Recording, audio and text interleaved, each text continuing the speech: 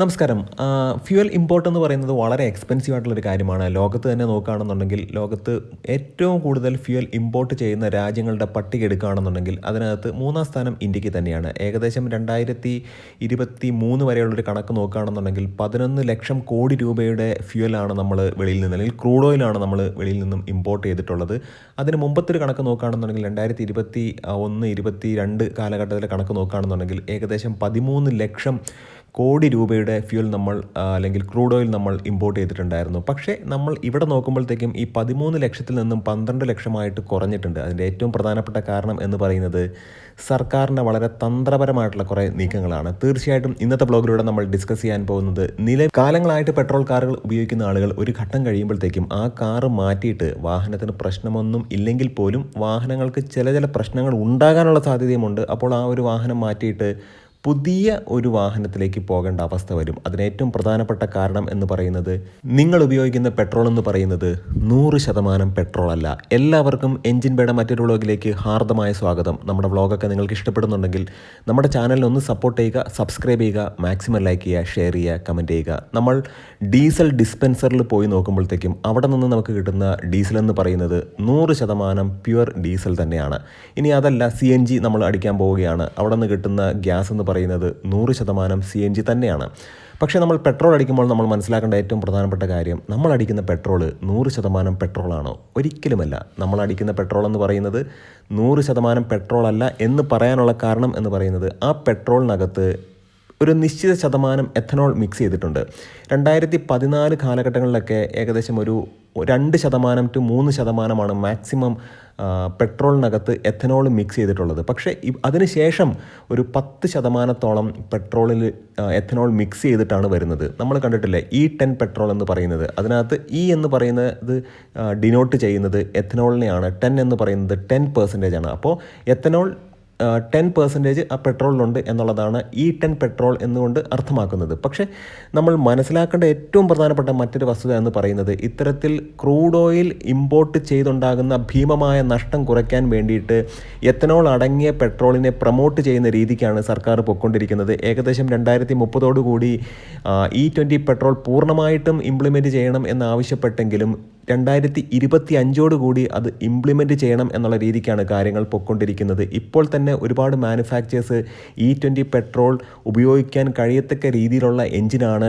വികസിപ്പിച്ചെടുത്തിട്ടുള്ളത്. നമ്മൾ മനസ്സിലാക്കേണ്ട അടുത്തൊരു പ്രധാനപ്പെട്ട കാര്യമെന്ന് പറയുന്നത് E20 പെട്രോൾ അടിക്കുമ്പോഴത്തേക്കും മൈലേജ് കൂടും എന്ന് പറഞ്ഞാൽ അത് വളരെ തെറ്റാണ്. E20 പെട്രോൾ അടിക്കുമ്പോൾ സാധാരണഗതിയിൽ ഈ റിപ്പോർട്ടൊക്കെ നിങ്ങളൊന്ന് വായിച്ച് നോക്കിയാൽ നിങ്ങൾക്ക് മനസ്സിലാക്കാൻ കഴിയും. ഞാനത് സ്ക്രീനിൽ കൊടുക്കാം, ഞാൻ എടുത്ത് പറയുന്നില്ല. അങ്ങനെ എടുത്ത് പറഞ്ഞിട്ടുണ്ടെങ്കിൽ വീഡിയോയുടെ ലെങ്ത് കൂടുന്നതായിരിക്കും. അതുകൊണ്ട് തന്നെ ഇത്തരത്തിലുള്ള പെട്രോൾ അടിക്കുമ്പോൾ, എക്സ്പെഷ്യലി E20 പെട്രോൾ അടിക്കുമ്പോഴത്തേക്കും 4 മുതൽ 6% വരെ മൈലേജിനെ അത് കുറയ്ക്കും, അല്ലെങ്കിൽ മൈലേജിൻ്റെ ഡെഫിഷ്യൻസി ഉണ്ടാകാനുള്ള സാധ്യതയുണ്ട്, അല്ലെങ്കിൽ മൈലേജ് ഡിക്രീസ് ചെയ്യാനുള്ളൊരു സാധ്യതയുണ്ട് എന്നുള്ളതാണ് ഇപ്പോൾ നമുക്ക് മനസ്സിലാക്കാൻ കഴിഞ്ഞിട്ടുള്ളത്. പിന്നെ എടുത്തു പറയേണ്ട മറ്റൊരു കാര്യമെന്ന് പറയുന്നത് E20 പെട്രോൾ എന്ന് പറയുമ്പോഴത്തേക്കും അതിനകത്ത് 20% എഥനോളാണ് അടങ്ങിയിട്ടുള്ളത്. ഈ എഥനോൾ എവിടെ നിന്നാണ് നമുക്ക് ലഭിക്കുന്നത്? യഥാർത്ഥത്തിൽ എഥനോൾ ലഭിക്കുന്നത് ഫെർമെൻറ്റേഷൻ്റെ ഭാഗമായിട്ടുണ്ടാകുന്ന ഒരു പ്രോഡക്റ്റാണ്. അതായത് നമ്മൾ കരിമ്പ് അങ്ങനെയുള്ള സംഭവങ്ങളൊക്കെ എടുത്തിട്ട് അതിനകത്ത് നിന്ന് ഫെർമെൻറ്റേഷൻ എന്ന് പറയുന്ന ഒരു പ്രോസസ്സിലൂടെ എഥനോൾ ഉണ്ടാക്കിയിട്ട് ആ എഥനോൾ നമ്മൾ ഈ ഒരു ഫ്യൂവലിൽ, അതായത് പ്യുവർ ആയിട്ടുള്ള പെട്രോളിൽ മിക്സ് ചെയ്തിട്ടാണ് നമ്മൾ കൊണ്ടുവരുന്നത്. പക്ഷേ രണ്ടിൻ്റെയും അനുപാതം ഡിഫറൻ്റ് ആയിരിക്കും. നമുക്ക് കിട്ടുന്ന പെട്രോൾ എന്ന് പറയുന്നത് പ്യുവർ ആയിട്ടുള്ള ഒരു പെട്രോൾ അല്ല. നമുക്കറിയാം ഫ്ലക്സ് ഫ്യൂവലിനെ കുറിച്ച് നമ്മൾ ഒരുപാട് കേട്ടിട്ടുണ്ട്. കാരണം ഫ്ലക്സ് ഫ്യൂവൽ എന്ന് പറഞ്ഞിട്ടുണ്ടെങ്കിൽ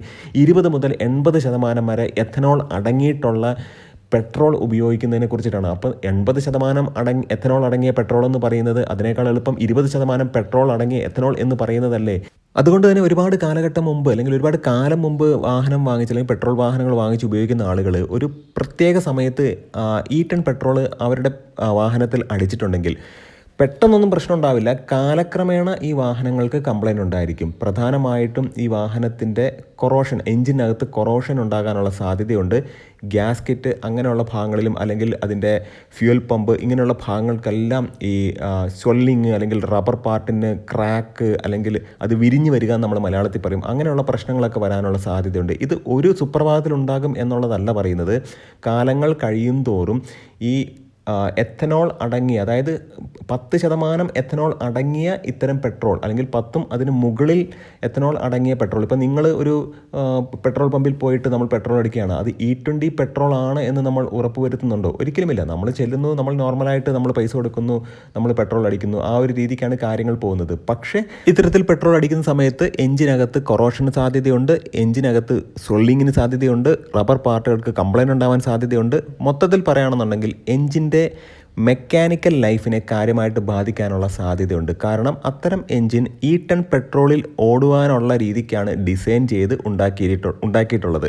പക്ഷേ അതിനുശേഷം എനിക്ക് തോന്നുന്നു ഹോണ്ടയും അത് മാത്രമല്ല ടൊയോട്ടയും ഒക്കെ 2013-14 കാലഘട്ടം മുതൽ തന്നെ അവരുടെ വാഹനങ്ങൾ E20 പെട്രോളിൽ ഓടാൻ കഴിയത്തക്ക രീതിയിലാണ് വികസിപ്പിച്ചിട്ടുള്ളത്. എനിക്ക് തോന്നുന്നു മറ്റൊരു വാഹന നിർമ്മാതാവായിട്ടുള്ള ഹ്യുണ്ടായിയുടെ വാഹനങ്ങളും മാരുതി സുസുക്കിയുടെ വാഹനങ്ങളൊക്കെ 2022-23 കാലഘട്ടം മുതൽ തന്നെ E20 പെട്രോളിൽ ഓടുവാൻ പ്രാപ്തമാണ്. അപ്പോൾ അങ്ങനെ നോക്കുമ്പോഴത്തേക്കും ആ കാലഘട്ടങ്ങളിൽ വാങ്ങിച്ച ആൾക്കാർക്ക് പ്രശ്നമൊന്നുമില്ല.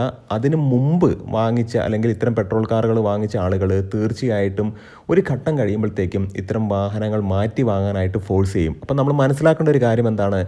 നമ്മളെക്കൊണ്ട് ഫോഴ്സ് ചെയ്ത് നമ്മുടെ കയ്യിൽ ഹെൽത്തി ആയിട്ടിരുന്നൊരു വാഹനം മാറ്റിയെടുക്കാനുള്ള ഒരു സിസ്റ്റത്തിലേക്കാണ് നമ്മൾ പൊയ്ക്കൊണ്ടിരിക്കുന്നത്. അതിൽ ഏറ്റവും പ്രധാനപ്പെട്ട എനിക്ക് എടുത്തു പറയേണ്ട ഒരു കാര്യം എന്ന് വെച്ച് കഴിഞ്ഞാൽ ഡീസൽ വാഹനങ്ങളുടെ കാലം കഴിഞ്ഞു എന്ന് നമ്മൾ വീഡിയോസിലൊക്കെ ഇൻഡയറക്റ്റ്ലി പറയുമ്പോഴത്തേക്കും അത് ഡീസലിൻ്റെ പ്രശ്നമല്ല. കമ്പാരിറ്റീവ്ലി ഡീസലിൽ നിന്നും പുറത്തേക്ക് വരുന്ന പൊല്യൂഷൻ്റെ അളവ് കമ്പാരിറ്റീവ്ലി കുറവാണ്. എന്നാൽ പോലും നമ്മൾ മനസ്സിലാക്കേണ്ട ഒരു കാര്യം എന്ന് വെച്ച് കഴിഞ്ഞാൽ ഡീസൽ എഞ്ചിനുകൾ ഭാരത് സ്റ്റേജ് 7ലേക്ക് കൊണ്ടുവരുമ്പോൾ ഉണ്ടാകുന്ന എക്സ്പെൻസ് കൂടുകയും ഡീസൽ എഞ്ചിനുള്ള അത്തരത്തിലുള്ള വാഹനങ്ങളുടെ വില എന്ന് പറയുന്നത് ഇലക്ട്രിക് വാഹനങ്ങളുമായിട്ട് താരതമ്യേന വലിയ ഡിഫറൻസ് ഇല്ലാതെ വരികയും ചെയ്യുമ്പോൾ ആളുകൾ ഓട്ടോമാറ്റിക്കലി ഇതിനേക്കാൾ കോസ്റ്റ് എഫക്റ്റീവ് ആയിട്ടുള്ള ഇലക്ട്രിക് കാറുകളിലേക്ക് പോവുകയും അങ്ങനെ ഡീസൽ മാറ്റി നിർത്തപ്പെടുകയും ചെയ്യും. അതാണ് പ്രധാനമായിട്ടുള്ളൊരു കാര്യം. രണ്ടാമത്തെ കാര്യം എന്ന് പറയുന്നത് 4 സിലിണ്ടർ എഞ്ചിനിൽ നിന്നും 3 സിലിണ്ടർ എഞ്ചിനിലേക്ക് പോവുകയാണ്. അപ്പോൾ 3 സിലിണ്ടർ എഞ്ചിൻ്റെ ഒരു പ്രധാനപ്പെട്ട പ്രശ്നം എന്ന് പറയുന്നത് അത് ഈവൻ നമ്പർ ഓഫ് സിലിണ്ടർ അല്ല, അത് ഓഡ് നമ്പർ സിലിണ്ടറാണ്. അതായത് 3 സിലിണ്ടർ വരുമ്പോഴത്തേക്കും ഒരു സിലിണ്ടർ കുറയുകയും അത്രയും കോസ്റ്റ് കുറയുകയും എഞ്ചിൻ്റെ ഭാരം കുറയുകയും അതിനനുസരിച്ച് മൈലേജ് കൂടുകയൊക്കെ ചെയ്യും. പക്ഷേ റിഫൈൻമെൻറ്റ് ലെവൽ കാര്യമായിട്ടുള്ള പ്രശ്നങ്ങളൊക്കെ ഉണ്ടായിരിക്കും. ഇപ്പോൾ മഹീന്ദ്രയുടെ 3X എന്ന് പറയുന്ന വാഹനത്തിലുള്ള 3 സിലിണ്ടർ എഞ്ചിനൊക്കെ അത്യാവശ്യം റിഫൈൻഡ് ആണ്. അത് മാത്രമല്ല മാരുതിയുടെ സെക്ടൽ E എന്ന് പറയുന്ന എഞ്ചിനും ആ ഒരു കാറ്റഗറിയിലുള്ള 3 സിലിണ്ടർ എഞ്ചിനെ കമ്പയർ ചെയ്യുമ്പോഴത്തേക്കും അത്യാവശ്യം റിഫൈൻഡ് ആണ്. അത് മാത്രമല്ല ലോ ആൻഡ് ടോർക്കും കാര്യങ്ങളൊക്കെ ഉണ്ട്. എന്നാൽ പോലും ഇതെല്ലാം കൊണ്ടെത്തിക്കുന്ന എങ്ങോട്ടാണെന്ന് ചോദിച്ചു കഴിഞ്ഞാൽ ഒരു നിശ്ചിത കാലം ഒരു വാഹനം ഉപയോഗിക്കുക, അത് കഴിഞ്ഞ് ആ വാഹനം വിട്ടിട്ട് അടുത്ത വാഹനം വാങ്ങിക്കാനുള്ള ഒരു പ്രോസസ്സിലേക്കാണ് നമ്മളെ കൊണ്ടെത്തിക്കുന്നത്. അതായത് നമ്മുടെ കയ്യിലുള്ള പണം ഉപയോഗിച്ച് നമ്മൾ പണ്ടൊരു കാർ മേടിച്ചാൽ 10-20 വർഷം ഉപയോഗിച്ച് കഴിഞ്ഞാലും ആ വാഹനം ഹെൽത്തി ആണെന്നുണ്ടെങ്കിൽ റീടെസ്റ്റ് ചെയ്ത് നമുക്ക് ഉപയോഗിക്കാൻ കഴിയും. പക്ഷേ ഇനി വരാൻ പോകുന്ന കാലങ്ങളൊന്നും അങ്ങനെയല്ല. അതായത് വാഹനം വാങ്ങുന്നു, ഉപയോഗിക്കുന്നു, ഒരു നിശ്ചിത കാലം കഴിയുന്നു, അത് വിൽക്കുന്നു, അടുത്ത വാഹനം വാങ്ങാനുള്ള പണം നമ്മൾ കണ്ടെത്തേണ്ടി വരും. തീർച്ചയായിട്ടും ഈ ഒരു വ്ളോഗ് നിങ്ങൾക്ക് ഇഷ്ടപ്പെട്ടു എന്ന് വിചാരിക്കുന്നു. തീർച്ചയായിട്ടും നിങ്ങൾ പെട്രോൾ അടിക്കുന്ന സമയത്ത് അതിൻ്റെ ഡെൻസിറ്റി കൃത്യമായിട്ട് നോക്കണം. ഡീസലാണെന്നുണ്ടെങ്കിലും ഡെൻസിറ്റി കൃത്യമായിട്ട് നോക്കണം. കാരണം പെട്രോളിൻ്റെ ഡെൻസിറ്റി എന്ന് പറയുന്നത് 720 മുതൽ 770 വരെയാണ്. 720 ഡെൻസിറ്റി ഉള്ള പെട്രോളൊക്കെ അടിക്കുകയാണെന്നുണ്ടെങ്കിൽ താരതമ്യേന നിങ്ങൾക്ക് ഇംപ്യൂർ പെട്രോളാണ്. തീർച്ചയായിട്ടും മൈലേജ് വളരെ കുറയും. 750 മുകളിലുള്ള പെട്രോളാണ് സാധാരണഗതിയിൽ ഏറ്റവും നല്ലത്. ഡെൻസിറ്റിയുടെ കാര്യമാണ് ഞാൻ പറഞ്ഞത്. ഡീസലിൻ്റെ കേസാണെന്നുണ്ടെങ്കിൽ 830, 840 ഏറ്റവും നല്ല ഡെൻസിറ്റി എന്ന് പറയുന്നത്. തീർച്ചയായിട്ടും ഈ ഒരു വ്ളോഗ് നിങ്ങൾക്ക് ഒരു ഐ ഓപ്പണർ ആയിരിക്കും എന്ന് ഞാൻ വിശ്വസിക്കുന്നു. കാരണം വാഹനം വാങ്ങിച്ചാൽ മാത്രം പോരാ, അത് മെയിൻറ്റെയിൻ ചെയ്യാനും അതിനകത്ത് ഉപയോഗിക്കുന്ന ഫ്യൂലിനെ കുറിച്ചൊക്കെ നമ്മളൊന്ന് കൺസേൺ ആവേണ്ടതാണ്. തീർച്ചയായിട്ടും ഈ ഒരു വ്ളോഗ് ഇഷ്ടപ്പെട്ടിട്ടുണ്ടെങ്കിൽ നമ്മുടെ ചാനലിനെ സപ്പോർട്ട് ചെയ്യുക, സബ്സ്ക്രൈബ് ചെയ്യുക, മാക്സിമം ലൈക്ക് ചെയ്യുക, ഷെയർ ചെയ്യുക, കമൻറ്റ് ചെയ്യുക. നല്ല നല്ല വ്ളോഗ്സുമായിട്ട് നമുക്ക് വീണ്ടും കാണാം. നിങ്ങളുടെ സ്നേഹത്തിനും സപ്പോർട്ടിനും വീണ്ടും നന്ദി. നമസ്കാരം.